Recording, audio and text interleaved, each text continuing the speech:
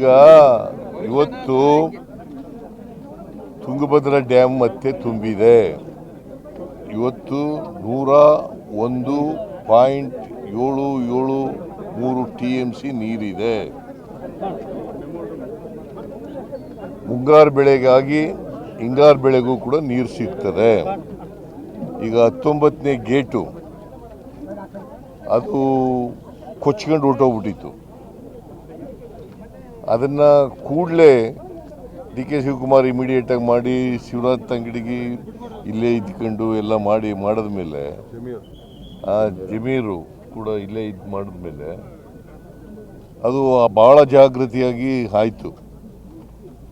ಕಣ್ಣಯ್ಯ ನಾಯ್ಡು ಅಂತಕ್ಕಂಥವರು expert, gate expert, ಅವರು ಸಹಾಯದಿಂದ ಮತ್ತು ಜಿಂದಾಲ್ ಅವರು ಎಂಥದ್ದು ಹಿಂದೂಸ್ತಾನ್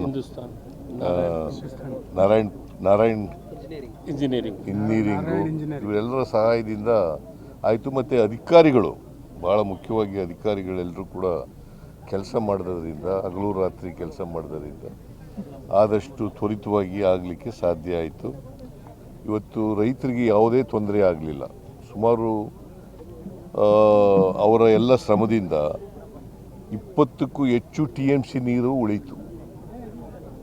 20ಕ್ಕೂ ಹೆಚ್ಚು ನೀರು. ರೈತರಿಗೆ ಆತಂಕ ಇತ್ತು, ಇದು ನೀರು ನಮಗೆ ಬೆಳೆಗೆ ಸಿಗ್ತದೋ ಇಲ್ಲವೋ ಅಂತಕ್ಕಂಥ ಆತಂಕ ಇತ್ತು.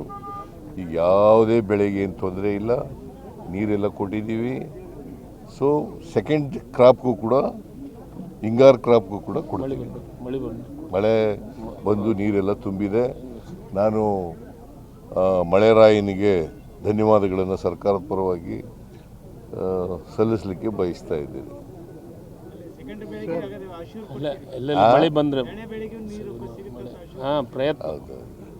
ಎರಡನೇ ಬೆಳೆಗೂ ಕೂಡ ನೀರು ಕೊಡಲಿಕ್ಕೆ ಪ್ರಯತ್ನ ಮಾಡ್ತೀವಿ. ನನ್ನ ಪ್ರಕಾರ ಎರಡನೇ ಬೆಳೆಗೂ ಕೂಡ, ಯಾಕಂದರೆ 101 TMC ಇವತ್ತಿರೋದ್ರಿಂದ ಎರಡನೇ ಬೆಳೆಗೂ ಕೂಡ ನೀರು ಕೊಡಲಿಕ್ಕೆ ಸಾಧ್ಯ ಆಗ್ಬೋದು ಅಂತ ನಾವು ಅಂದ್ಕೊಂಡಿದ್ದೀವಿ. ನೋಡಪ್ಪ, ಇದು 70 ವರ್ಷದ ಡ್ಯಾಮು. 53ರಲ್ಲಿ ಇದು ಕನ್ಸ್ಟ್ರಕ್ಟ್ ಆಯಿತು. 48ರಲ್ಲಿ ಪ್ರಾರಂಭ ಆಗಿ 53ಕ್ಕೆ ಮುಗೀತು. ನೀರು ಕೊಟ್ಟದ್ದು 53ನೇ ಇಸ್ವಿನಲ್ಲಿ. 70 ವರ್ಷ, 50 ವರ್ಷ ಯಾವುದೇ ಗೇಟ್ಗಳು 50 ವರ್ಷಕ್ಕೆ ಬದಲಾಯಿಸಬೇಕು ಅಂತಕ್ಕಂಥದ್ದಿದೆ.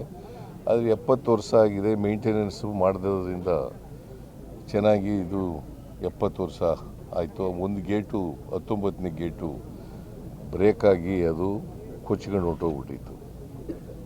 ಸೊ ಅದನ್ನು ಈಗ ಒಂದು ಎಕ್ಸ್ಪರ್ಟ್ ಕಮಿಟಿ ಮಾಡಿದ್ದಾರೆ. ಆ ಎಕ್ಸ್ಪರ್ಟ್ ಕಮಿಟಿಯವರು ವರದಿ ಕೊಟ್ಟಿದ್ದಾರೆ.